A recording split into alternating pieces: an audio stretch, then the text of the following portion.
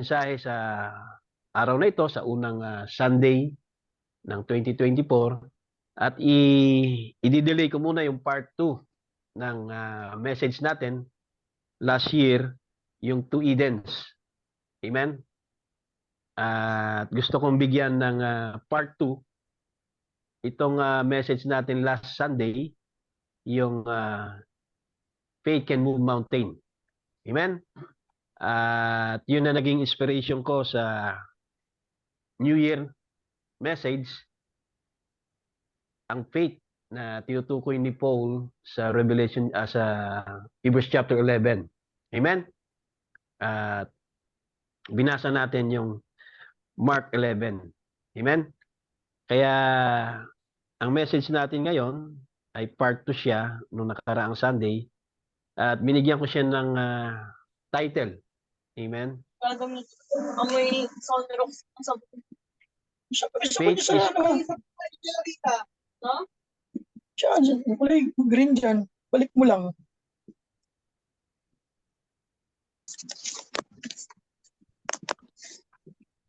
Okay. So, ang ating title for today sa message natin, faith is positive. And of course,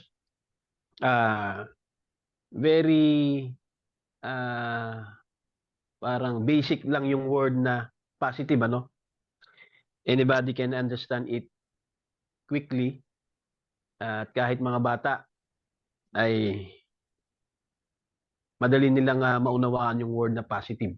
Okay? Pagka sinabi nating positive in a simple way, let's say merong tao na inutusan, no? Let's say inutusan ko si Rafael at sabi ko sa kanya ay tingnan mo nga kung sino yung tao na kumakatok doon sa gate. Meron bang tao? At of course, sasabihin niya merong tao. So sasabihin niya positive, may tao. So ganun lang kasimple yung unawa natin sa positive. Amen? But dito sa title natin ay faith is positive. At lagi ko sinasabi sa inyo na dito sa The Message Tabernacle ay hindi tayo gumagamit ng mga title na hindi direktang sinabi ng propeta. Amen. Yan yung first o rule number 1 ko dito sa The Message Tabernacle. Kung gagamit tayo ng title sa ating message, ay kunin na lang natin, no, sa mismong mensahe o sinabi ng propeta. Okay?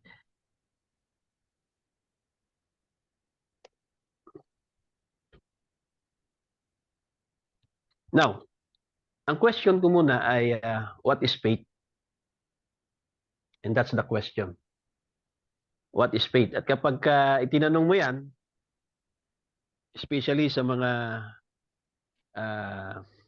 let's say mga Christians, mga believers, mga churchgoers, ay of course marami silang pwedeng sabihin, pwedeng ibigay na explanation at mga verses na maaaring kabisado nila. Okay, so basahin na lang natin ang isa sa mga paliwanag sa Bible na binigyan ng paliwanag ni Pablo kung ano ang faith. Dito sa Hebrews 11 verse 1. Now, what is faith? According to Paul, faith is the substance of things hoped for, the evidence of things not seen. Next scripture na nais kong basahin muli, yung ating scripture last Sunday, dito sa Mark 11, verse 23. For verily I say unto you that whosoever shall say unto this mountain, be thou removed, and be thou cast into the sea, and shall not doubt in his heart, but shall believe that those things which he said shall come to pass, he shall have whatsoever he said. Then pagka binaba pa natin ang basa, sabi pa rin ni Jesus sa verse 24, therefore I say unto you, sinasabi ko sa inyo, what things soever ye desire, anumang bagay na dinesire ng ating heart. And I believe, yung desire na yan ay it's not contrary sa desire ng Diyos. Amen? It's not a worldly desire. It is a good desire and it is a godly desire. Dahil hindi naman pwedeng ibigay ng Diyos kung yan ay evil desire. Amen? Kaya sabi niya, what things soever ye desire, kapag tayo ay nanalangin, and I believe, lahat tayo nanalangin. Amen? Hindi man sabay-sabay sa oras, o maaari yung iba ay bihirang manalangin, yung iba naman ay tuwing gabi lang manalangin, ang iba ay umaga, meron namang mga tao na nanalangin sila 3 times a day, at meron namang ibang mga religion na nanalangin sila ay meron silang mga time. Sabi din ni Jesus, when you pray, believe that you receive them. Hindi sinabi na after we pray. Okay? When you pray. Meaning during na ikaw ay nanalangin, hindi pa tapos ang panalangin mo, nanalangin ka pa lang, we talk God by prayer. When we pray, believe that you receive them. Paniwalaan mo na natanggap mo na yung whatsoever you desire when you pray. And you shall have them. Kung kailan yan, ay nasa Diyos na yan. Okay? Ito yung tinuro ni Jesus kapag tayo'y manalangin. Hindi yung hihintayin natin kung talagang totoo ang sinabi ng Panginoon. Titingnan natin kung mangyayari. Kundi sinabi dito ni Jesus, in a simple way of saying, what things soever you desire when you pray, during prayer, believe that you receive them. Paniwalaan natin na tinanggap na natin. And you shall have them. Amen. Kung kailan yan, it's up to God. Basta ang sinabi dito, kapag tayo nalangin, paniwalaan natin na tinanggap na natin. Amen? Ano man ang declaration ng 5 senses natin, paniwalaan natin by faith. Sa verse 25, and when ye stand praying. So bukod sa paniwalaan natin, amen, sabi dito, when we pray, believe that you receive them. Another thing, kapag tayo ay nahalangin, hindi lang yung hihingi lang tayo ng tawad sa Panginoon. Lord, patawarin mo ko. Dahil yun talaga ang usual na prayer natin, ano? Hingi tayo ng tawad sa Panginoon. Sa mga kasalanan natin, hinihingi natin ng tawad ng Diyos ay patawarin tayo. Pero another thing na sinabi ni Jesus dito sa Mark 11, kapag tayo nanalangin, forgive. If you have ought against any, kung meron tayong kaalit, meron tayong kaaway, any person, amen? Kaibigan mo, kapitbahay mo, mag-anak mo, kapatid mo, anak mo, asawa mo, if you have oughts against any, when you pray, forgive, magpatawad. So kapag tayo manalangin, kung meron tayong nakaalitan, nakaaway, when we stand praying, patawarin natin. That your Father also, which is in heaven, may forgive you your trespasses. Para ang Diyos na nasa langit ay patawarin niya tayo sa ating mga sala. Amen. So, kailangan nating magpatawad dahil ang Diyos ay nagpapatawad. Kung hindi tayo matututong magpatawad, paano tayo patatawarin ng Panginoon? Amen. But if you do not forgive, kung hindi tayo matutong magpatawad sa ating panalangin, neither will your Father which in heaven forgive your trespasses. Diba? So, hindi rin tayo mapatawad. Amen? Kaya nga sabi nila, kung ang Diyos nga nagpapatawad, how much more ang tao? So, yan ang isa sa mga tinuro ni Jesus. Amen? Na kapag ang isang tao ay manalangin sa Diyos Ama na nasa langit, siya ay maniniwala na tinanggap niya na at siya ay magpapatawad sa mga taong nagkasala sa Kanya. At I believe, without faith, hindi natin magagawa yan. So it takes faith. Kaya kahit sa prayer, when we pray, we need faith. At ang faith na yan, yung faith na sinabi ni Paul sa binasa natin na Hebrews 11. Amen? Now, ang faith ay meron siyang first principle.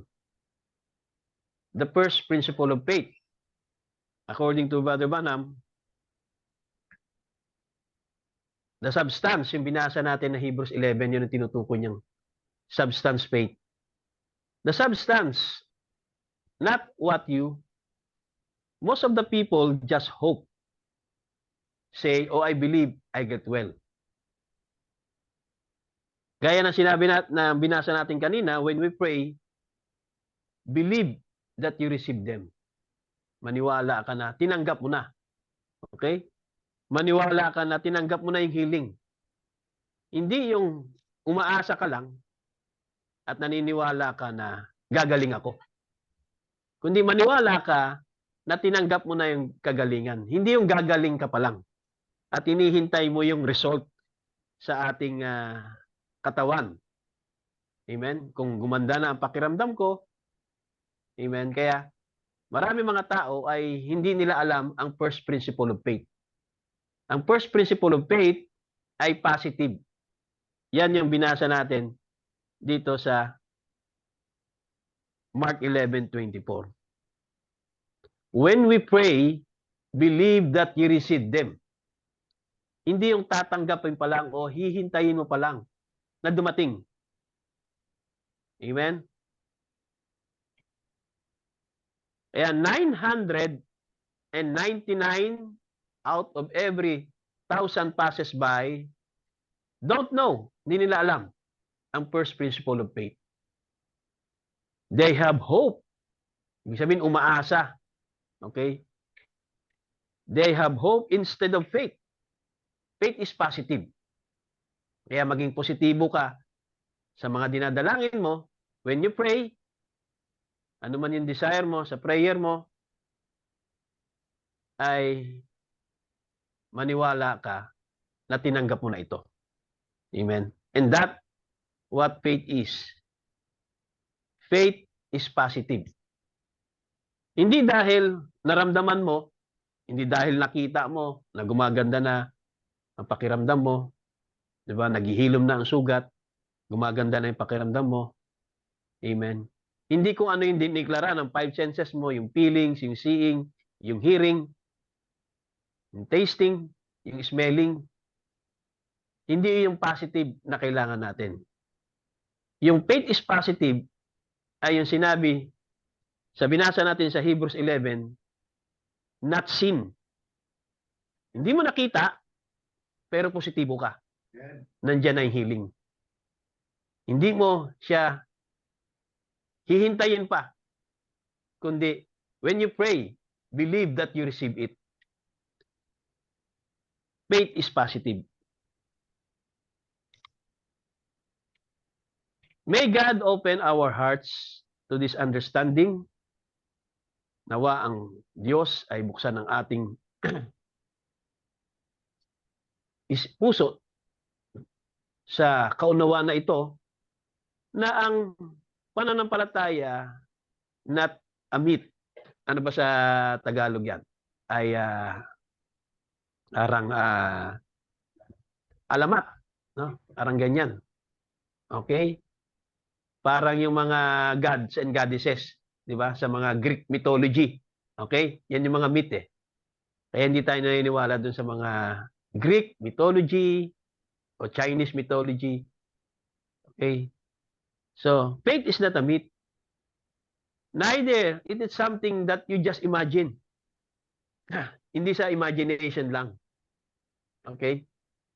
Faith is positive and faith is the substance. Ang faith ay ang substance. Okay? Kaya tinawag yan na substance faith. Ibig sabihin, substance ay may sa Tagalog yan eh. Nakalimutan ko. Sangkap. Yan. Ang faith ay sangkap. Okay?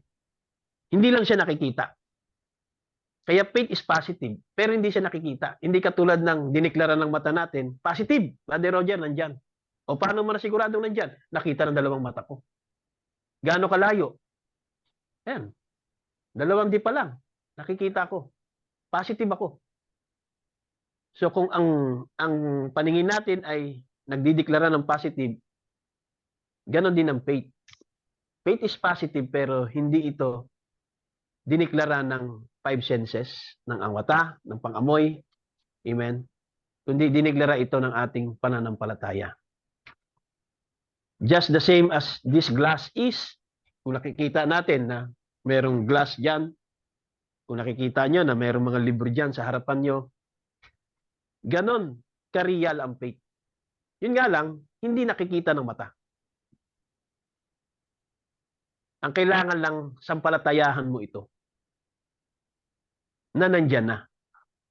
Hindi yung hinihintay mo na dumating pa. At pinapakiramdaman mo kung magaling ka na talaga. Mukhang hindi pa ako magaling, Brother Roger. Follow-up prayer request. Complete healing. Diba? Complete recovery. Okay? And that's not faith. Faith is positive. But you see, faith is different than what you think it is. Iba yan sa iniisip natin. Not you want. I mean, the average person would think, karamihan mostly, ay it's hope instead of faith. You have mental conception of faith. Meron tayong mental na kaunawaan sa pananampalataya. Kaya nga yung believing ay ang mental conception natin, faith na yan. O, naniwala ako. Diba? That's our mental conception. Okay? What it means, mentally, you have faith. So, tinawag yan na mental faith. So, mentally lang, you have faith. Isip mo lang yung paniwala mo lang yun. Na may faith ka. Okay? E sabi niya, but you go deeper than that. Mas laliman mo pa. Mas malalim pa dyan. Hindi lang mental conception of faith ang kailangan natin. Of course, magsisimula talaga ang tao sa mental conception of faith. Believing sa ating mental. Amen? Pero, mas malalim pa yung tinutukoy dyan na Hebrews 11. Okay? Eh sabi niya, you go deeper. Ibig sabihin, kapag sinabi mo yung you go deeper, meron kang gagawin. Okay? Gagalaw ka, hahanapin mo kung nasaan para lumalim ang pagkakilala mo sa Diyos, lumalim ang pagkaunawa mo sa Diyos, lumalim ang pagkaunawa mo sa mensahe, meron kang gagawin. Meron kang tinatawag na act. Amen? Hindi yung magiging stationary ka na lang. and satisfied ka na lang sa ganyang kalagayan. Okay? Lalo kung binibless ka. Amen. So dapat, you go deeper. Amen. Faith is positive. It is the substance. It not a myth, not a intellectual imagination. Because it is substance. And the substance is something that you can hold onto. It's the substance of things hoped for, and it's evidence of things not seen. So, yun yung evidence, yung substance. Kaso, hindi nakikita yung evidence. Tatanggapin ba sa korte yung evidence na hindi nakikita?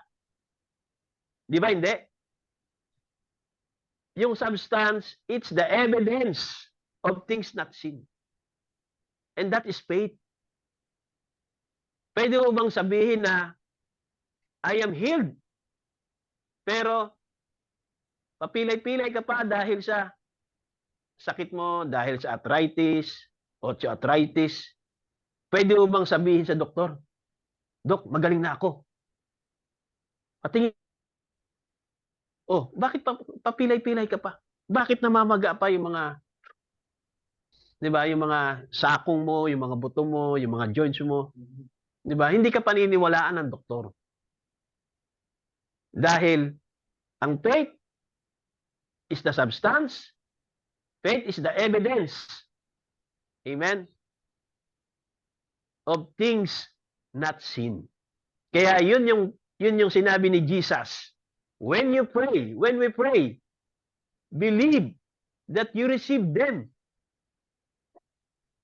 During pa lang sa panalangin mo.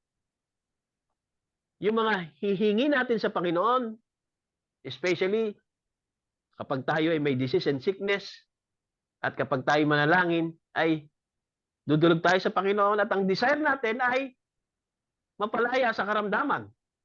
Kaya, when you pray, believe that you receive them. Amen. Hindi yung hihintayin mo muna yung positive result.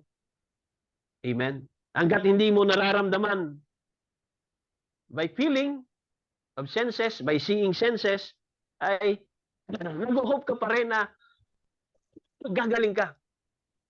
No, sir. Hindi yan ang sinabi ng Panginoon doon sa binasa natin sa Mark 11. Amen. When we pray, receive that you have them. Amen. Kaya sabi niya, faith, it's the substance of things hoped for. Ito yung katibayan. Ito yung substance ng mga bagay na ating inaasam. At ito ang ebidensya ng mga bagay na hindi nakikita. Amen. Now, sabi niya, but your healing is with your faith. So without faith, there's no healing. If you have faith, you have your healing. Because your healing is with your faith. If you believe it, it's so. Amen? Amen. Kaya nga, mahirap na mag-claim tayo ng rapturing faith. Tama? Kasi yung rapturing faith ay yan yung body change. Yan ang faith para ma-change ang body natin. Now, kung wala tayong tinatawag na faith sa divine healing, how much more ang mas higher, much deeper ang rapturing faith. Yung tinatawag na mga takot tayo sa mga sakit na yan. Amen? At palagi tayong dependent sa tinatawag na yung mga reseta ng doktor. Diba? Lalo tayo na may mga edad na kapag napag-check up tayo, sigurado positive yan. Aalis ka doon sa doorstep ng doktor na may dala kang reseta. At yung reseta na yan ay bibilhin mo yan good for 3 months. Ang iba naman, lifetime na. Sasabihin, lifetime maintenance mo na yan. Amen? At tayo ay kahit nga walang pera, gagawa natin na makabili ng mga gamot na yan kasi naniniwala tayo doon sa sinabi ng doktor. Lalo kapag ang doktor tatakutin ka, di ba? Na kailangan inumin mo yan kasi pag hindi mo inom yan, maging mas lalala yung kalagayan mo, baka maoperahan ka o baka makemo ka na, di ba? Yan ang sasabihin. Kaya yan ay lifetime na. At dahil meron tayong fear, talagang gagawin natin ng paraan na masunod yung sinabi ng doktor. Kahit walang pera, gagawa ka ng paraan na makabili ng mga gamot. At matake yan ng tamang oras. Sa tamang oras, iti-take mo, kaya talaga nag-i-schedule ka sa tamang oras kasi natatakot tayo na sinabi ng doktor, pag hindi sa tamang oras, no effect yung mga gamot na yan inireseta niya. Lalo yung tinatawag na mga antibiotic. Di ba? Kaya sinusunod natin. Amen. Pag sinabi ng doktor na lifetime na yan, talagang naniniwala tayo na lifetime na. Tanggap na natin yung ganong kalagayan na kapag sinabi ng doktor na lifetime na yan, talagang lifetime na. Amen. Kaya kung tayo ay maniniwala kung paano tayo tinuruan ng ating Panginoon na when we pray, believe that you receive Him. At sabi ng propeta, but your healing is with your lifetime medicine. Tama? No, sir. But your healing is with your faith. Your healing is not with your lifetime medicine or doctor's advice medicine. Amen. If you believe, your healing is with your faith. Kaya hindi tayo pwede na magmalaki. Amen. O yung hyper faith na meron akong rapturing faith.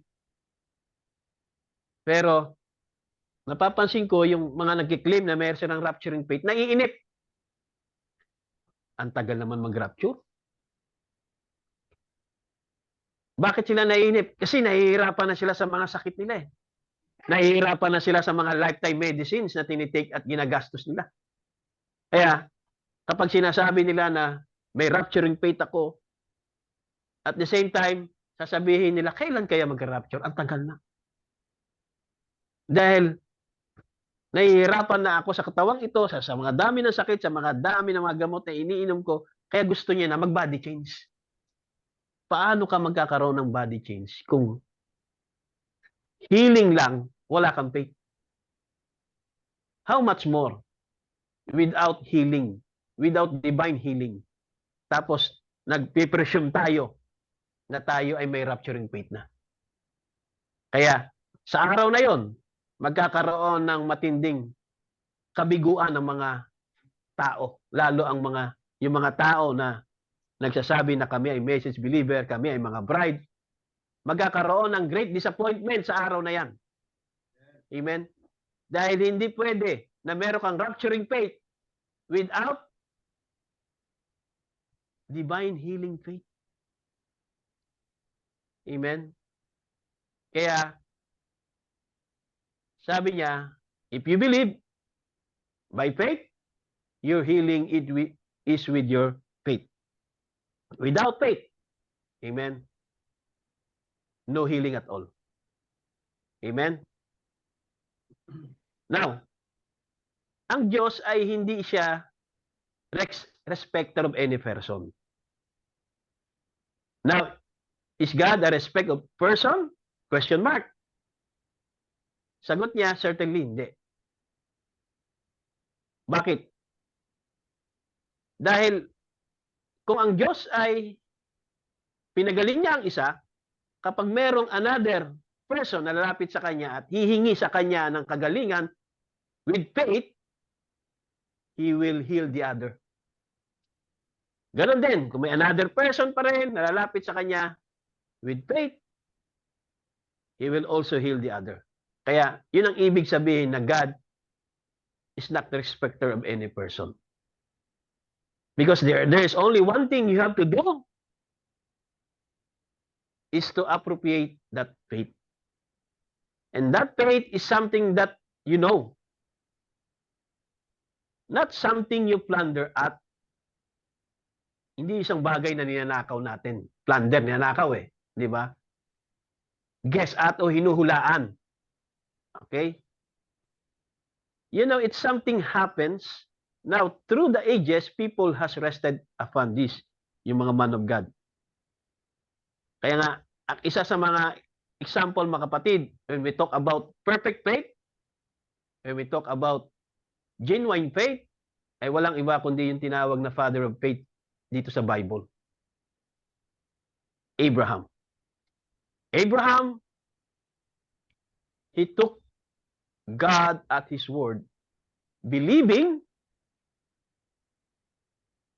pinaniwalaan ni Abraham ang salita, ang Diyos at ang salita ng Diyos, pinaniwalaan niya na ang Diyos ay kaya niyang gawin yung mga pinangako niya. Tama? Yun ang pinanghawakan ni Abraham. Hindi tiningnan ni Abraham ang kalagayan, lalo yung kanyang kalagayan sa body, old man, at yung kanyang asawa ay old woman, menopause woman. Hindi niya tiningnan yon, kundi ang kinuha ni Abraham, he took God at His word, believing that he was able to perform. Yon ang pananampalataya ni Abraham. Kung titingnan sa physical, sa time of life, sa natural, it is really impossible na si Abraham and Sarah ay magkaroon sila ng anak. Dahil si Sarah, mga kapatid, ay past age na, or past menopause na. Amen?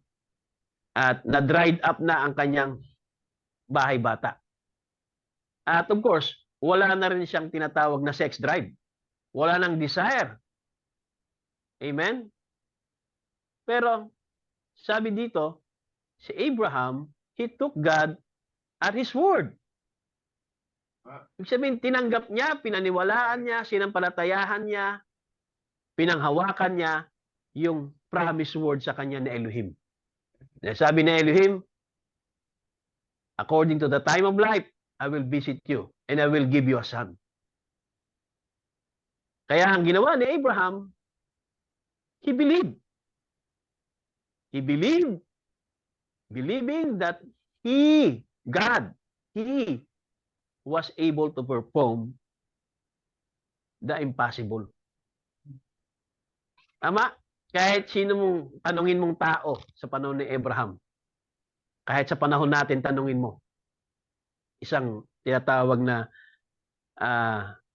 dried up na ang bahay bata, menopause na, ay imposible na magkaroon pa ng tinatawag na pagbubuntis.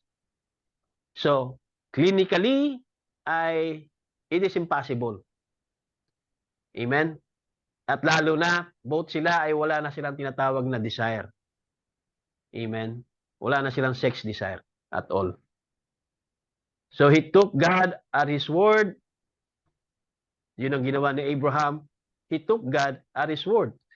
Ganon din ang nais ng Diyos sa atin. Kunin natin yung salita ng Diyos. Amen. At paniwalaan natin na kahit imposible, He was able to perform that what He had promised. Actually, sa atin lang naman imposible, sa ating mental capacity, sa ating mental, imposible. Pero sa Diyos, walang imposible. Amen? Amen. Kaya, gaano man ka-imposible sa ating kaisipan, sa ating logical thinking, amen? Paniwalaan natin, katulad ni Abraham, he was able to perform that what God, He had promised. And that's the trouble of it with the church today. Yan daw ang ngayon ang problema ng mga simbahan ngayon. Na kung saan, ang mga churches, we come with hope in the stead of faith. Kaya sabi niya, faith is positive. Faith needs no booster. Hindi mo na kailangang i-booster yan. Hindi mo na kailangang i-hyper yan. Diba? Hindi mo kailangang magsisigaw ka dyan at sabihin mo may pananampalataya ako. Hindi mo kailangang i-hyper faith ang mga believer sa pamagitan ng pagsisigaw, okay? Sa pagpipreach ng very high pitch na voice. Amen? Or very dynamic preaching. Dahil hindi kailangan ng faith ng booster para maging effective. Di ba? Yung booster, ginagamit yan kapag example sa tinatawag na medical way, yung vaccine. Di ba? Kapag yung vaccine ay lumipas na ng ilang panahon, ay humihina yan eh. So para daw maging effective uli siya, para mabuhay siya, kailangan another booster na vaccine. Ang faith ay hindi niya ganun. Kaya faith needs no booster. Hindi mo kailangan i-hyper. Faith knows what it's talking about. Alam niya sinasabi niya. Because faith is strong. Symptoms can even speak at all when your real godly faith speaks.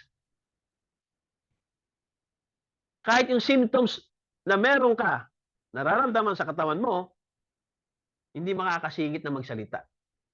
Hindi niya pwedeng sabihin, teka muna, masakit yung balakang ko, hindi ako makakapunta. Teka muna, nahihirapan ako maglakad. Teka muna. Di ba? Hindi makakasingit yung symptoms. Symptoms can even speak at all kapag meron tayong real godly faith speaks. Kumbaga, hindi makakasingit magsalita yung symptoms. Magre-reason. Kapag ang faith na nagsasalita, kailangan yung faith mo, tuloy-tuloy ang kanyang pagsasalita. Huwag nating hahayaan na makapagsalita yung symptoms natin. Amen? It's got the floor. It knows where it is at. It's had an experience. So, yan ang faith. Now, balik ulit tayo sa question na, what is faith? So, I believe, binigyan na tayo ni Buddy Banham ng tinatawag na direct answer or kapahayagan. At lalo na si Jesus. Diba? Now, when we pray, whatsoever you desire in our heart, believe that you receive them. Amen? Now, bigyan natin ng mas simple at mas malinaw na kaunawaan pa kung ano ang faith. Now, unang-una ay pinaliwanag to ni Pablo sa Hebrews chapter 11 verse 1. Kaya sabi niya, now, ang pananampalataya is the substance. Substance ng ano? Of things, mga bagay, ating inaasam. Ano pa? Ano ba ang faith?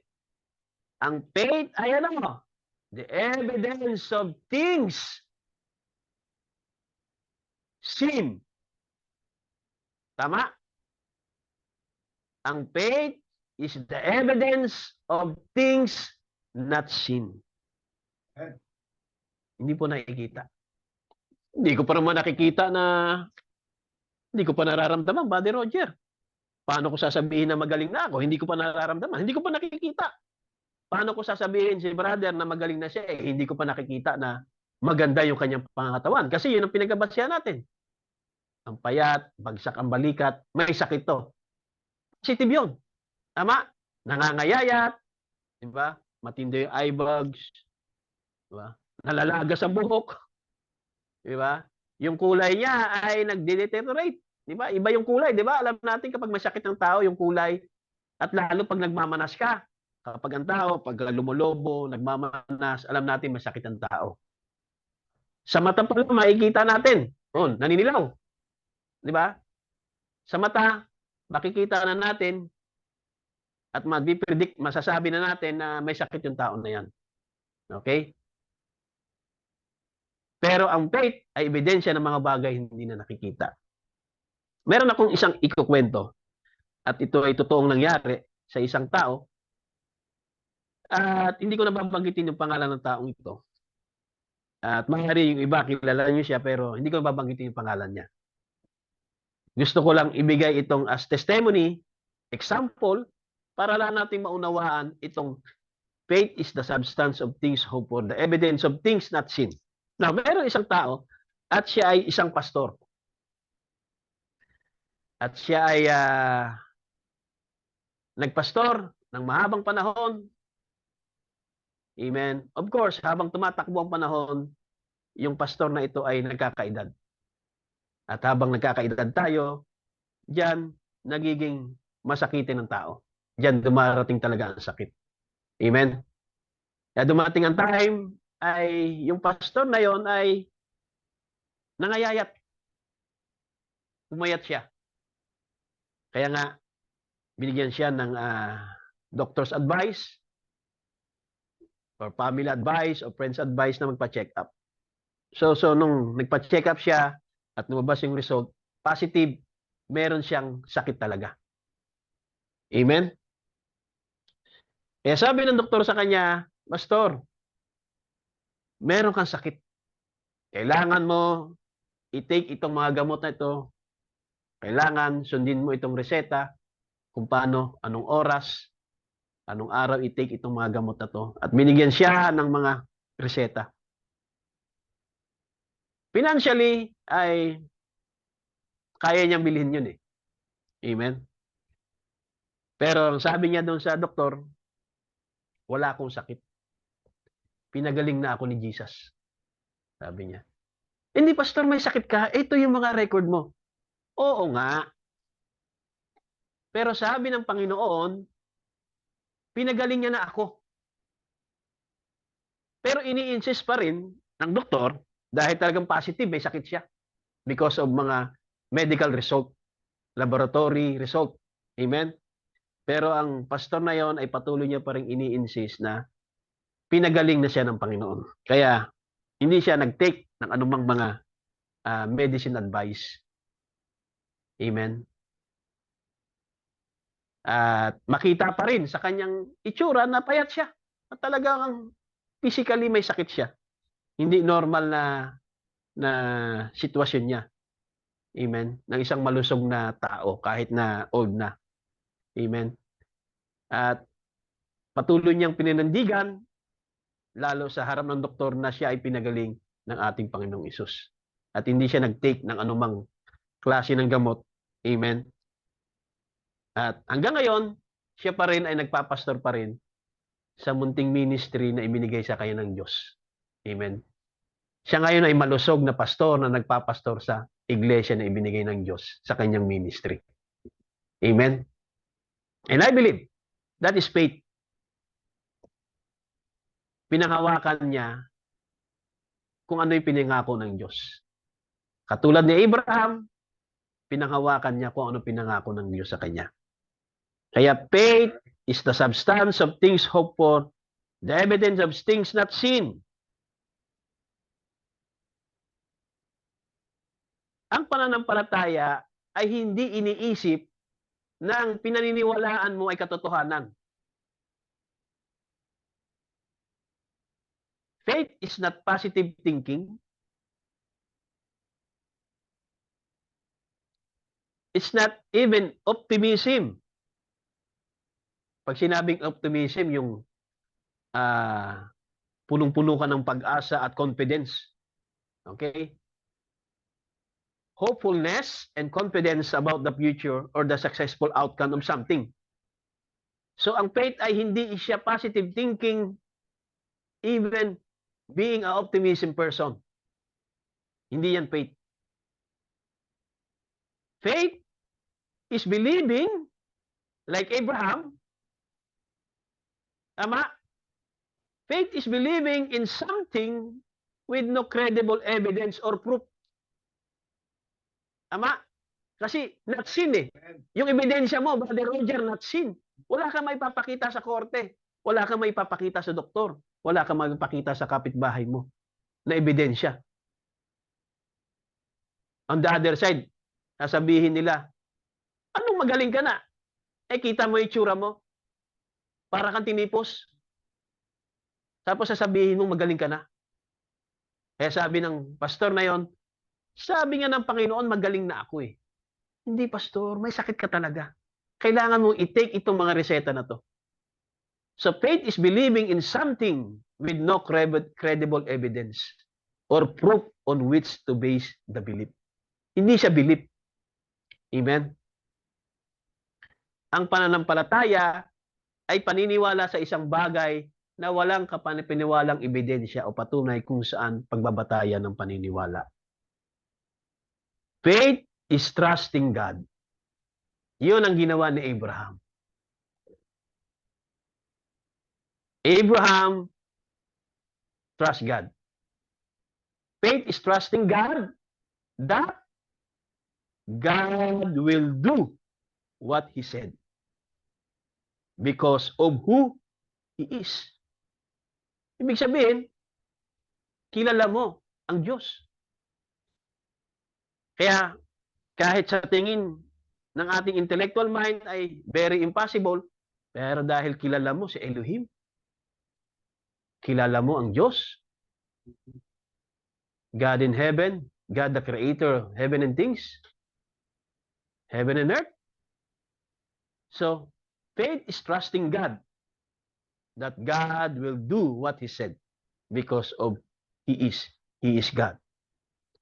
And God is Almighty. Ang pananampalataya ay nagtitiwala sa Diyos na gagawin ng Diyos ang kanyang sinabi dahil sa kung sino siya. If you really know who is God and what is God. Faith is believing in the unbelievable. Ang pananampalataya ay paniniwala sa hindi ka paniniwala. Kaya walang makapaniwala kay Abraham na tinawag siya na father of faith. Kaya sabi ng mga tao, paglipas ng ilang taon, lumipas pa ang ilang taon Amen? How many years na nag-antay sila Abraham? Napakahabang taon pa. Napakahabang panahon. Kaya sabi ng mga tao, ng mga people in their day, sabi niya, Father of Abraham, Father Abraham, Father of faith, Father Abraham, where's your son? Wala siyang ebidensya na may pakitang anak. Pero tinawag siya na Father of faith. At nangako sa kanya na magkakaroon sila ng anak. A son. Amen? Kaya tinutuya siya sa panahon niya na Father Abraham, Father of faith, where's your son? Pero si Abraham ay nananampalataya. Okay? Ang pananampalataya ay paniniwala sa hindi kapani-paniwala. Faith is believing in the unbelievable. And that's what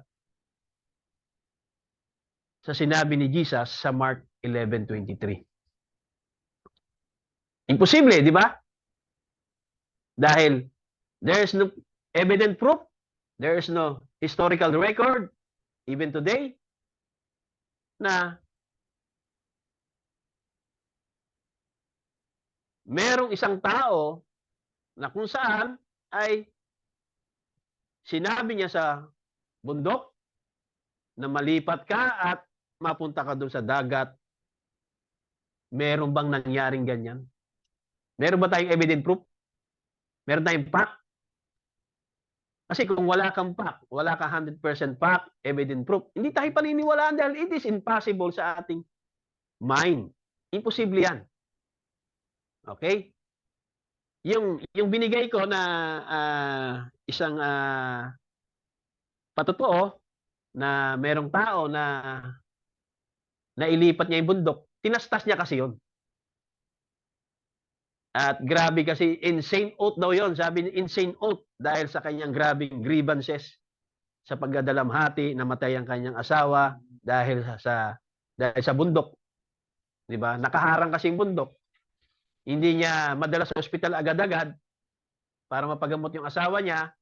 So naging hadlang sa kanila yung bundok na yun para mapabilis yung kanilang pagpunta sa ospital. Kaya pinangako niya na tatastasin niya yung bundok. So ibig sabihin napagalaw niya rin yung bundok kaso tinastas niya. Okay, pero itong Mark 11:23, wala tayong evidence. Wala tayong katibayan na meron talagang nangyaring ganyan. Wala tayong evidence proof. Wala tayong maituturo. Huwag niyo nang ituro si Adan at si Enoch. No, sir. Okay? Dahil kung babasahin natin ito, ang sabi dito, say unto this mountain.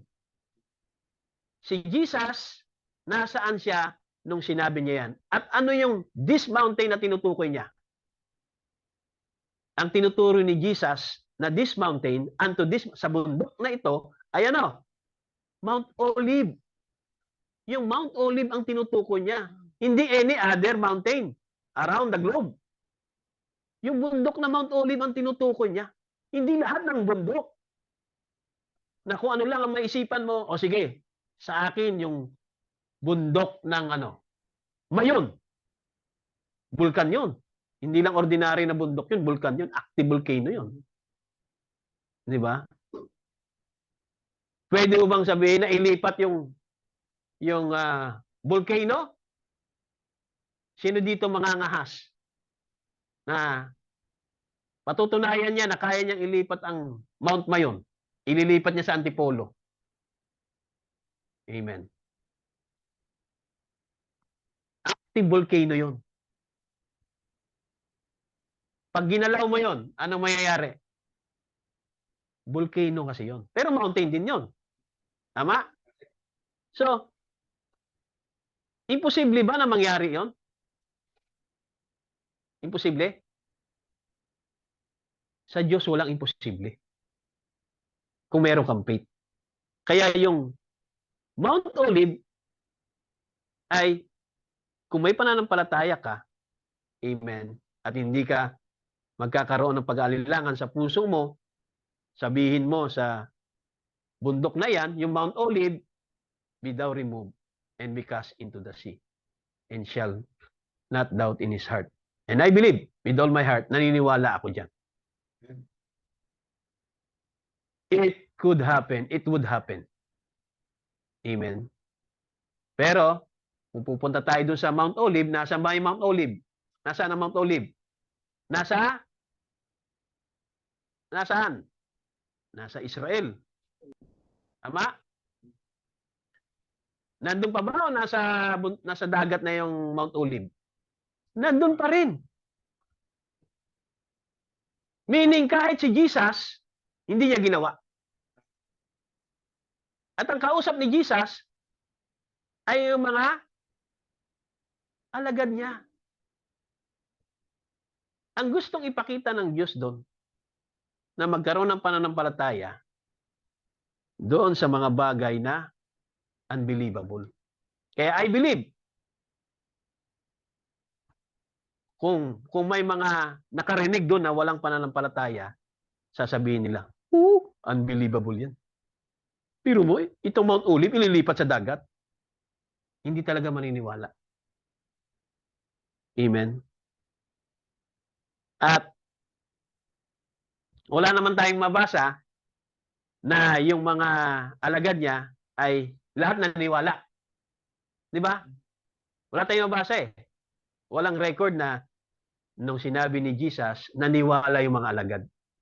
Wala tayong mabasa. At wala rin tayong mabasa na hindi naniwala. So possibly, merong mga naniwala at merong hindi naniwala. Ganon din sa atin mga kapatid. Possibly, may mga naniwala, merong hindi naniwala.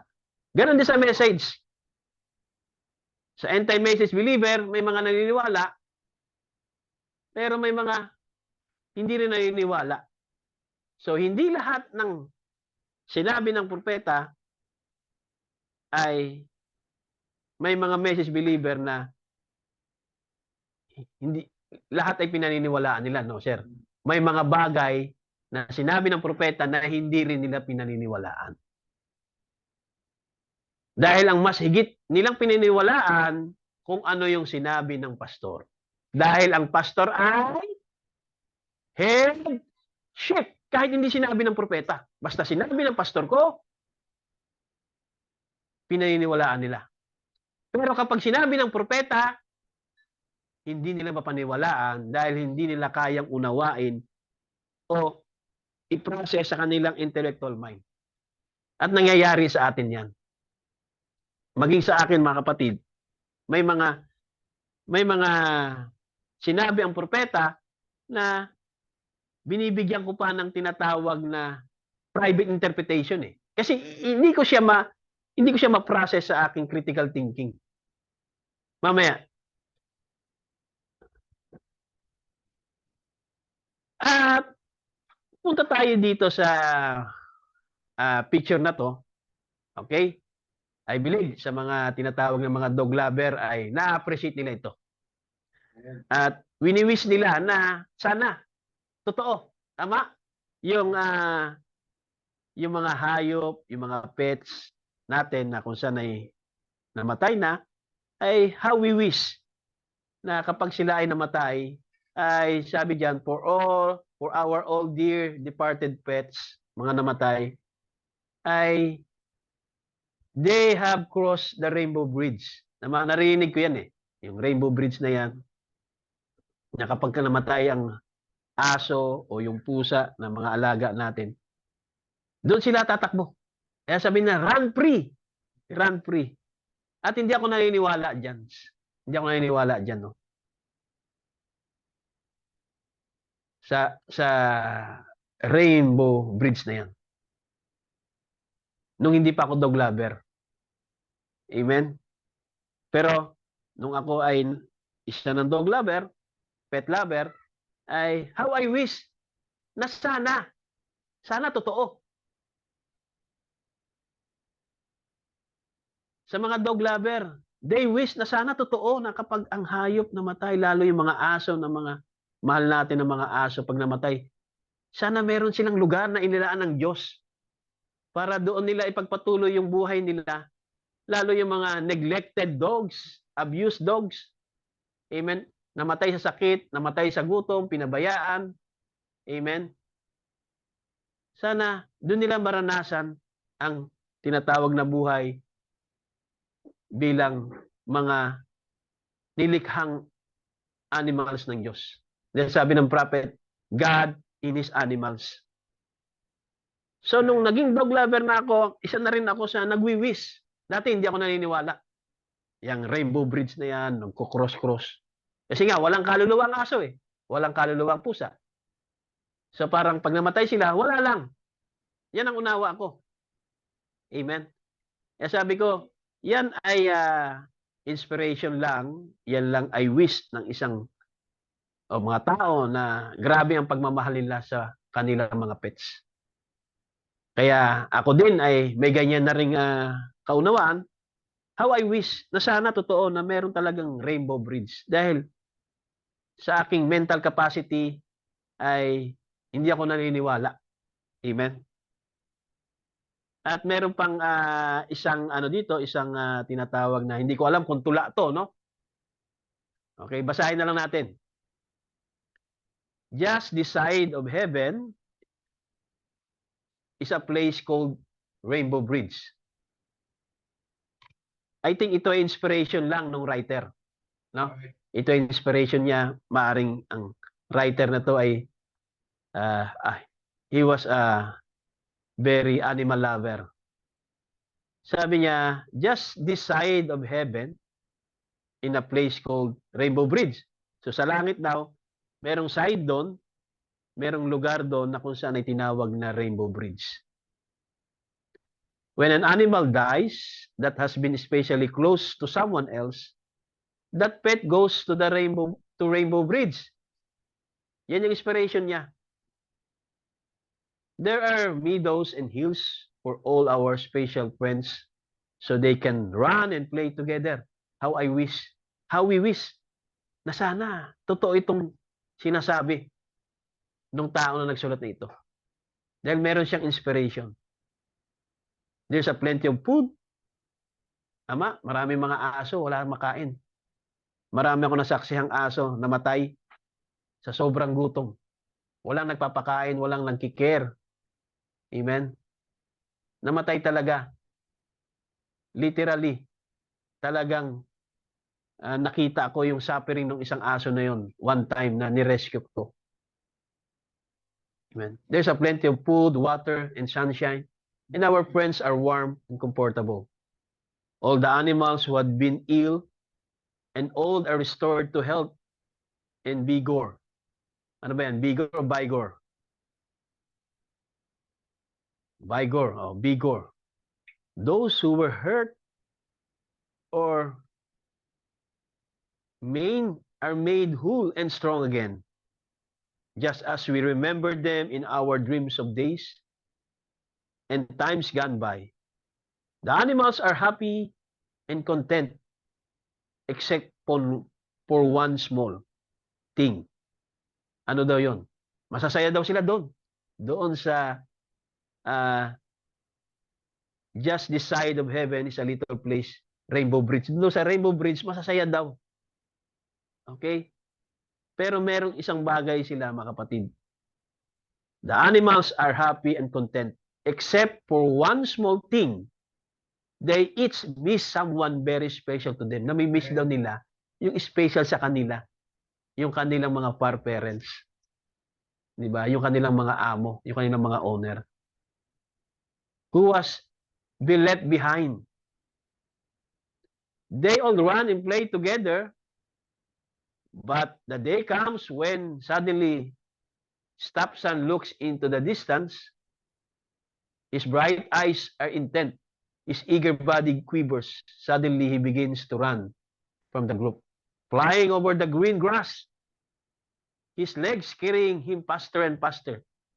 You have been spotted. When you and your special friend finally meet, you cling together in your joyous reunion, never to be parted again. The happy kisses rain upon your face, your hands against cares the beloved head. And you look once more into the trusting eyes of your pet, so long gone from your life, but he never absents from your heart.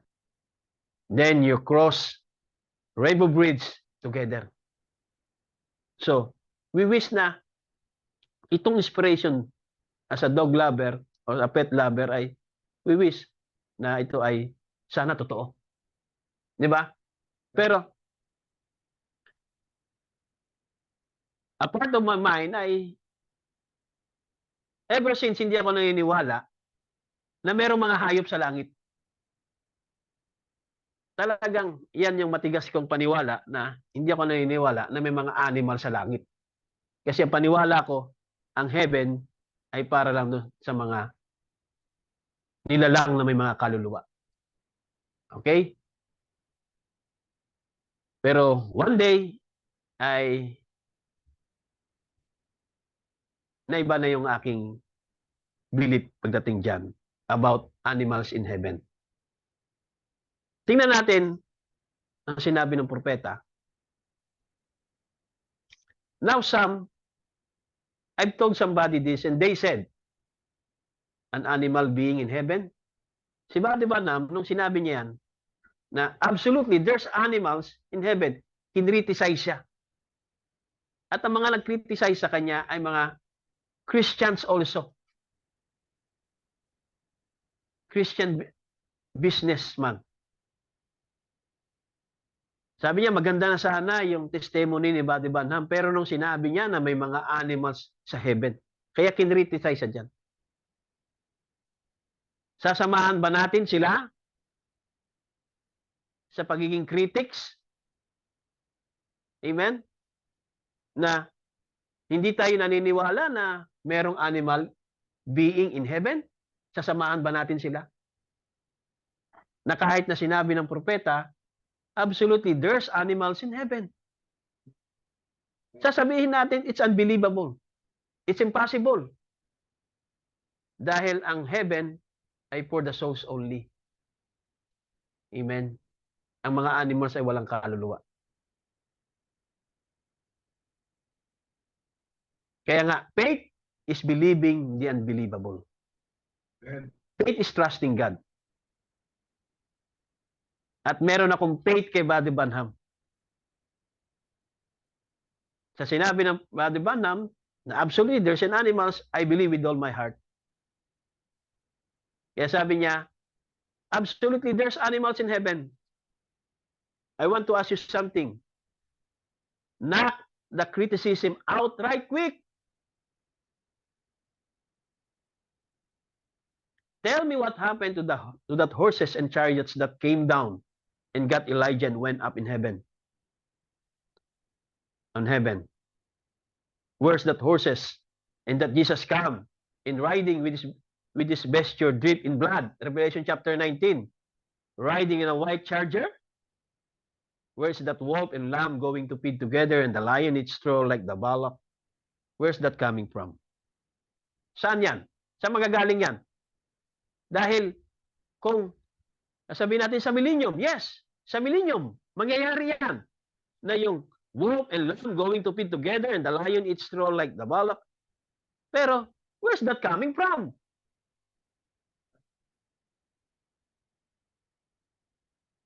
Sabi niya pa rin dito, sa message niya, from that time, when I fought his grave, yung kanyang aso na si Fritz, when I buried him in our backyard, sinabi niya, I said, Fritz, if there is a place called heaven, you'll be there. Yun ang sinabi niya sa aso niya. Fritz, if there is a place called heaven, nandun ka. Yun yung nasa heart ni Buddy Branham. Yun yung wish niya. Yun yung desire niya. Kasi mahal na mahal niya yung aso niya. Nilason yung aso niya. Nung siya ay unbeliever pa, I was a sinner, about 17 years old, meron siyang aso na ang pangalan ay si Fritz. Mahal na mahal niya yun. Nilason ng kapitbahay niya. Kaya nung nilibing niya, sabi niya, if there's a place called heaven, you'll be there. Later on, I got converted. I always thought, now Sam, I told you somebody this and they said, an animal being in heaven. Tinatanong siya, kinikriticize siya. An animal being in heaven? And I look sa vision ni Buddy Branham beyond the curtain of time. Tama? Ito kasi yung curtain of time. Itong flesh. So nagkaroon ng vision si Buddy Branham. Hindi niya ma-explain kung anong klaseng vision yun, but I believe it was all a vision. And I look coming down across the hill. And here come all priests. Nakita niya doon sa vision. Nakatingin sa kanya at lumapit sa kanya, dinilaan ng kanyang kamay. At hinawakan niya. He looked at me and come up and licked me on the hand. I patted him. Then, ano daw? Just then, old prince, yung kabayo niya, come put his neck around me. Di ba? Nilagay nung kabayo, yung pangalan ay Prince, his neck around my shoulder and begin to nicker. I said, oh God, I look up. Di ba? And he said, sabi sa kanya, may tinig siya narinig, all that you ever love. And all that ever love you. Mahal siya ng kanyang mga hayop eh.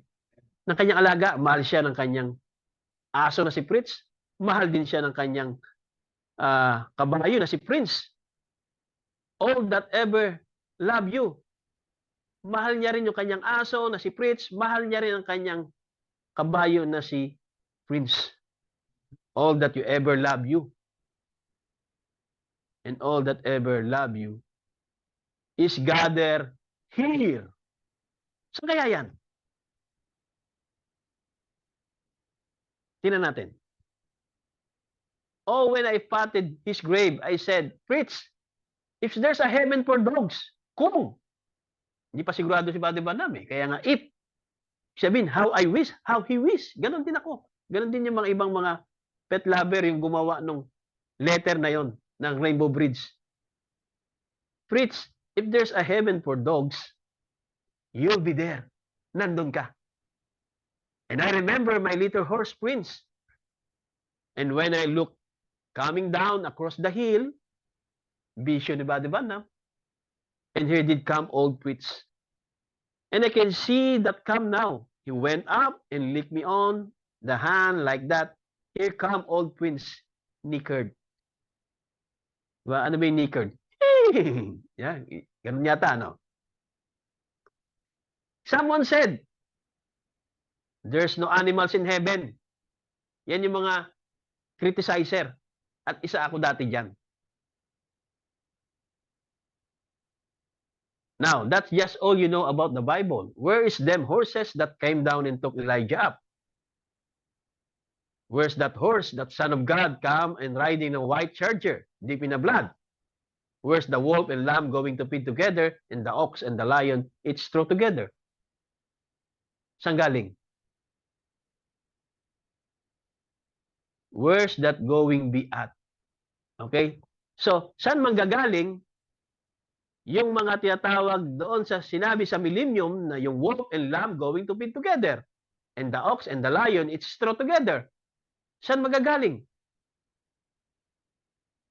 Where's that going be at? If there's it there, kung walang mga animal sa langit.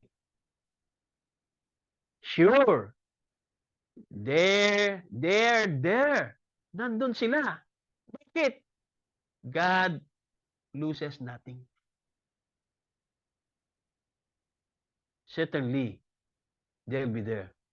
Kaya sabi ng prophet, God in his animals. Animals ng Diyos yun, kinreate niya yun. Ilulus niya lang ba yun? Dahil walang kaluluwa? Wala silang kaluluwa, pero meron silang spirit. Meron silang tinatawag na love. Amen? Meron silang feeling, meron silang emotion. Amen? Kaya, kung ang Diyos, kinreate niya yan, God in his animals, I believe also, God loses nothing. So, they're there. Certainly, they'll be there. So, I believe, hindi na lang to inspiration. Doon sa binasa natin, di ba? I believe that is true. Na, just this side of heaven at a place called Rainbow Bridge. Naniniwala ako, merong lugar doon sa mga hayop. Amen? Hindi na natin kayang i-explain. At mahirap paniwalaan. Pero meron akong faith kay Padre Banham nang sinabi niya, absolutely, there's animals in heaven. No explanation.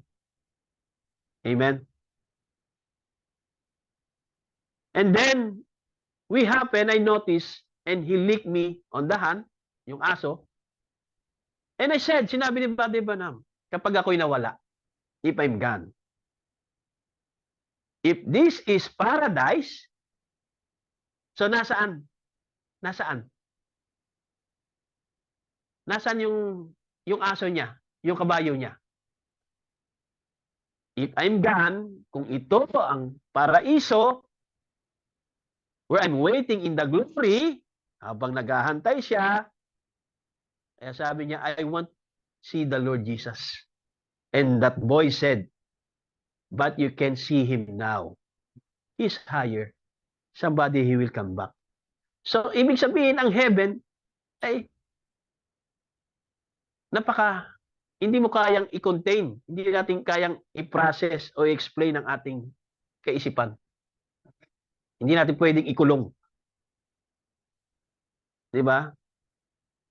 Merong sinabi ang Bible na third heaven, si Pablo. Meron second heaven. Tama?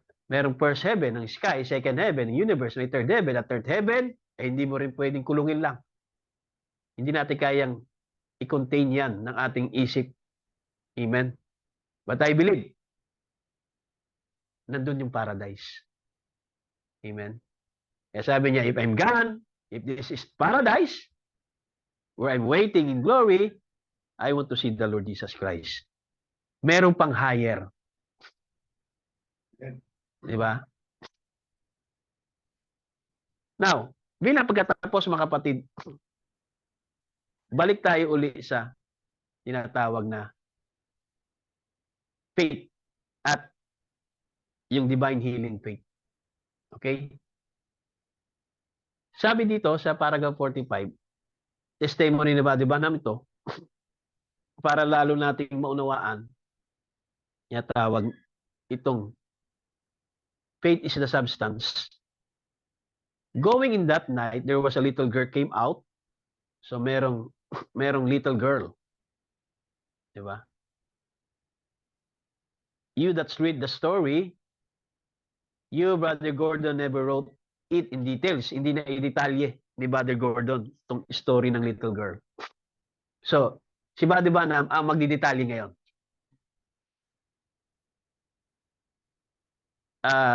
She was come out of the ladies' dormitory, yung little girl, such as it was.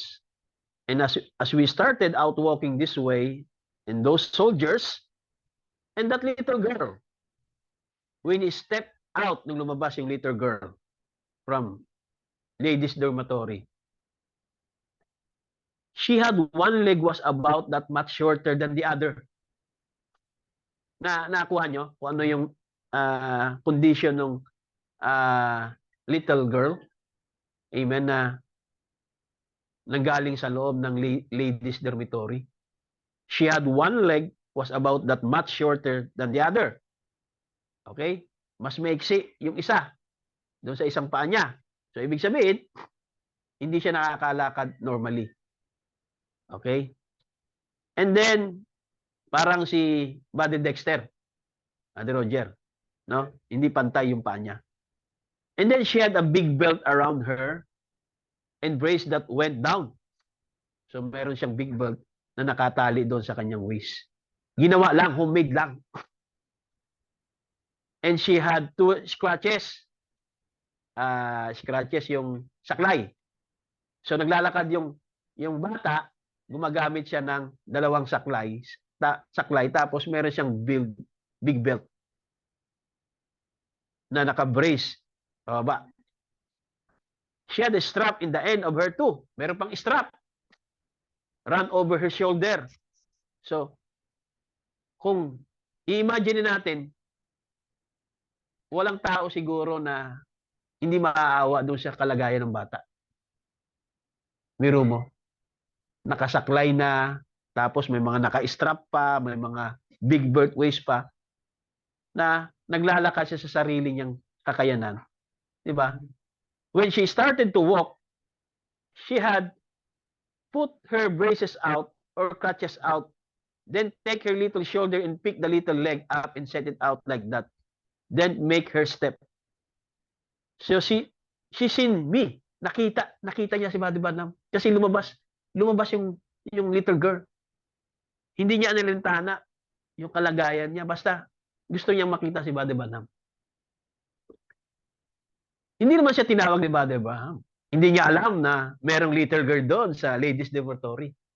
Basta lumabas yung little girl out of ladies' dormitory.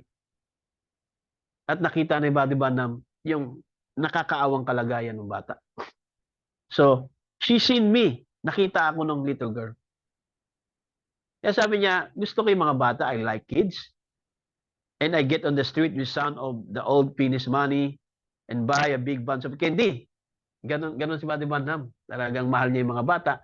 Kaya doon sa lansangan, yung mga bata doon ay binibilhan niya, mga kapatid. Bunch of that candy, you know. And brother, I'm giving it out to kids. Binigyan niya ng mga candy, yung mga bata. I had a string from here to city blocks and followed me everywhere. Kaya kapag nakikita si Buddy Banham, yung mga bata na mga binibigyan, sinusundan siya. Gustong-gusto niya bata kasi binibigyan niya ng candy. Kaya sabi niya, because I love children. And so then I look at her, yung little girl. She dropped her little head like that. Inuko niya. She was afraid. Diba? Kaya pala yumuko, natatakot siya. Pero gusto niya makita si Buddy Banam. She had done something wrong. And I looked at that child and I started walk on. And something said, sabi sa kanya, speak to that child. She wants to speak to you. Merong nangusap kay Buddy Banham, something said. Tama? Magsalita ka doon sa little girl. She wants to speak to you. Gusto kanyang makausap. Pero nahihiyang bata, kaya niyuko niya eh. Kaya ang ginawa ni Buddy Banham, imbis na magtuloy-tuloy sa paglalakad, tumigil siya. I stop. And the soldier kept. They could not talk English. So they keep going on. Yung mga soldier, ano yun eh, yung mga nagbabantay. Kila Buddy Banham. I could hear them singing, Only Believe. And so I started on in that, just them soldiers standing there, and I said, just a minute here. Kaya sabi niya, sandali lang. Kaya nagtuloy-tuloy, lumingon, pabalik. Sabi niya doon, kasi nga hindi nakakaintindi. And I said, just a minute, sandali. And so, the little girl, tiningnan ko siya, and I look at her and I said, come on over here, honey. Tinawag niya para lumapit sa kanya. Pero yung little girl kasi hindi niya naintindihan yung English eh. She couldn't understand. She looked to be about 9, 10 years old. And I said, come on over, honey. And she dropped her little head down. Diba? Yumuko siya ulit. Because she didn't understand what I was saying. And she looked up at me again. Tinignan niya ulit si Buddy Banham. Pero hindi niya naintindihan kung ano sinasabi ni Buddy Banham. And put her little head down real quick, childlike. At yumuko uli siya. And I mentioned to her like that, come here. And she put her little crutches out and raised that leg up, and there she come. Yun ang ginawa ng little girl. She put her little crutches out and raised up the leg. Pinakita niya kay Buddy Banham. Diba? Inalis niya yung saklay. Tapos, inangat niya yung kanyang paa. Diba? Parang nag-sign language siya kay Buddy Banham kasi hindi niya naintindihan yung language si Buddy Banham eh. And I just stood still na natiling nakatayo si Buddy Banham at yung mga soldiers din stood there. Nanonood lang. She got right up close to me. Lumapit sa kanya. Where I was at, like that. So, she just stopped. Held her little head down and her little old rug skirt hanging down, her little old hair over her face. I learned later she was a little Finnish war orphan. Amen? At I believe, di ba nakaka-relate si Buddy Roger? She was a war orphan. Her mother and father was killed. Okay? Sa digmaan. At siya lang ang bata ay little girl. She was living in a tent. Kaya, and I looked and she looked at me. Tumingin kay Buddy Banham. She looked up at me. And great big tears running out of her little eyes. Running down her face like that. Imagine niyo. Umiyak lang yung bata. Tumingin kay Buddy Banham. Umiyak siya. Kaya, hindi lang pala sa physical nakakaawa yung bata, pati sa kalagayan niya. Siya ay ano na? Orphan. Siya ay wala nang magulang. At yung kanyang physical condition ay nakakaawa. Di ba? Kaya ang ginawa ng little girl, she reached over and got a hold of my coat. Hinawakan ng little girl yung kanyang coat and just kissed me on the pocket of my coat. Hinalikan niya yung bulsa ng coat ni Brother Branham. Then she pulled her little skirt out this like this. The little girl, rag skirt, she said, "Kitos." That means thank you. Biro mo, nag-thank you na yung bata. Hindi pa pinagpipray. Hinawakan niya lang yung coat at hinalikan lang yung bulsa ng coat ni Brother Branham at sinabi nung little girl, "Kitos." That means thank you. Kaya anong nangyari, Brother Man? My heart was jumped up in my mouth. Diba? Yung puso niya, umakyat daw sa bibig niya. You know how you feel like that? That little kid? And I look out this way. And I see her standing out there with no crutches or braces, just praising God. Nagkaroon, mga kapatid, si Brother Branham ng pangitain. Nakita niya yung bata nakatayo na wala ng crutches or braces na nagpupuri sa Panginoon. I said, I believe. If I have been the biggest hypocrite in the world, God would have honored that child's faith. Biro mo yung bata, merong faith. How much more tayo, na matagal tayo sa message, yung bata ay war survivor, orphan, wala ng mga magulang. She is about 9 or 10 years old. Pero meron palang faith yung bata. Na kahit na merong barrier language, hindi niya naiintindihan yung English at hindi rin naiintindihan ni Brother Branham yung salita ng bata. Dinaan na lang ng bata, mga kapatid, sa tinatawag na pinakita niya yung kanyang scratches, yung kalagayan niya. At lumapit siya kay Brother Branham, hinawakan yung coat at hinalikan lang yung bulsa ng coat niya bilang respeto sa man of God. He believed Brother Branham as a man of God, just a little girl. She was a little girl. Eh sabi dito, God would have honored that child's faith. He sure will.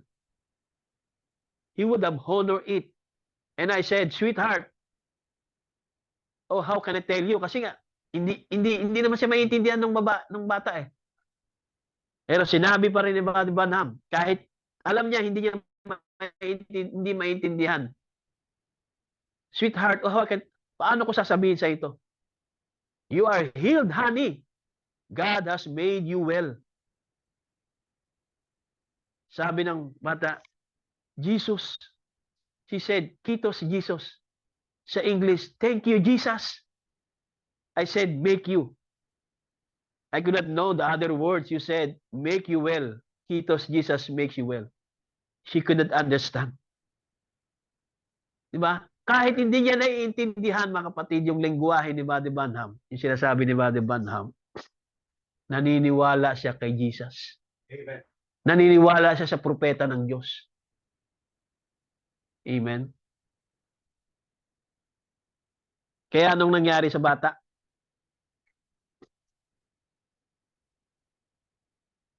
Here come Brother Baxter at the door and said, come on, come on.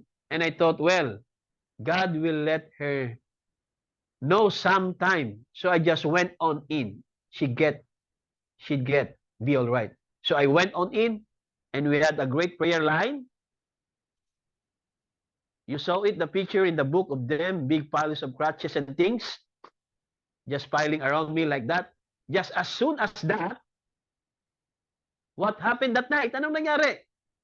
There have been 8 or 10 people come to the platform. And then there was a kind of a Lapland woman sitting back there and a cross-eyed baby. She had it laying on the floor. The Holy Spirit moved around and I could not get her. I thought, Lord, I could not say that name. Let me spell it out. And I started spelling her name, told her who she was, what all about her like that, and what wrong with her baby. Pick it up and look at it. I said, spelling it. Now that what she was and how she understood it. I don't know. She grabbed that baby up and looked at it, and his eyes just straight as they could be. She liked to. She just had a spasm almost, just up and down to that down that floor screaming. There were thousands of people. So maraming gumaling ng mga tao. And then Howard, just a Billy does now, my brother, when he touched me on the side, I just pretty near unconscious under the vision. So si Buddy Badnam, sa healing campaign niya, bago niya pinagpipray, meron mo ng mga vision. He touched them like that, time to go. Buddy Badnam, sabi sa kanya, time to go. Kasi nga, nakikita nila si Buddy Badnam, parang may himatay na. And it started to go away, something said. Sabi sa kanya, wait a minute, call some more. And I said, just a minute, Howard, teka muna. Howard, kapatid niya. Don't take me now, wag mo muna akong kunin. Sabi ni Howard, why? Let's call 5 more people. And I said to the Mrs. Isaacson, I said, call in, finish what number you have called. Tawagin daw sa salitang finish yung number. And she called the next out of the room. That little girl was the next one with the prayer card. Tatapusin niya sana kasi nakikita na si Buddy Badnam, may himatay na. Kaya kukunin na siya ng kanyang kapatid na si Howard. Pero sabi sa kanya, teka muna, tumawag ka muna ng 5 pa. Sabi niya, teka muna Howard. Kaya, yung pala, isa doon yung bata. That little girl was the next one with the prayer card. May prayer card yung bata. How God in His sovereignty, friends, I'm telling you, the greatest things that I've ever seen in my life is just submit yourself to God and walk in the Spirit. Just day after day. How He will lead you and do things. And when I see this little girl come, yung bata na may hawak na, I thought, praise the Lord, they brought her up on the platform. Tinulungan nila. Help her up. And 2 or 3 of the ushers brought her up to me, pack her and set her down. And I said, now, Mrs. Isaacson, what's this? I said, now you just say just the words I say. And she said, I will. I said, sweetheart, Jesus Christ honored your faith. Sabi yan doon sa bata. Jesus Christ honored your faith out there when you kissed my pocket a while ago. You was giving respects to the things that you ought was of God. I said, God has healed you. Now, you go over there and sit down. Punta ka doon at umupo ka. And yung mga ministro o yung mga ushers ay alisin yung braces sa kanya. Diba? Inutusan niya na. And you hold your hand on your hip like this and give her something to do to keep her courage. So I said, when you come, when they move the braces, nung inalis sila, and the big iron hook from under you put here, when they move that, you let your hand move down your limb, just as fast as you think that the braces is. Shortness of your leg. And so I said, bring the next person now. And they brought the next one. The minister took her up there. Diba? Tinawag na yung sumunod na number. Yung sa kabila, tinatanggalan ng mga usher o ng minister yung mga naka doon sa bata. Okay? Inalis sila. The minister took her over there. Mrs. Isaacson to translate it, and they took her over there and begin unbuckling the things. Ina-unbuckling na nila. So the first thing you know, I heard her scream. Sumigaw yung little girl. Here she come across the platform. Naglakad na. Nawala yung mga buckle, nawala yung scratches. Both legs just as normal as they could be. Them crutches over the top of her head. Inangat niya na yung crutches niya. Screaming and crying out. It was just one thing, one another, after another, after another. Makita niyo mga kapatid, isang 9 or 10 years old girl, little girl, hinonored ng Diyos ang kanyang faith. Amen? Kaya I hope, maunawaan natin, faith is positive. Faith is the substance. Faith is the substance of things hoped for, the evidence of things not seen. Hindi nakikita ng tao ang faith ng bata. Pero yung bata, may faith siya. Yun ang ebidensya, mga kapatid. Faith is the evidence of things not seen. Now, what is faith? Ito yung tanong kanina. Magtatapos na tayo. Faith is the substance, not just a mythical thought. It's the substance of things hoped for. The evidence of things you do not see. See. You do not taste. You do not feel. You do not smell. Or you do not hear. There's none of the senses. Declare it. Amen. Yet the sixth sense, which is faith. Kaya faith is the evidence of things not seen. Amen.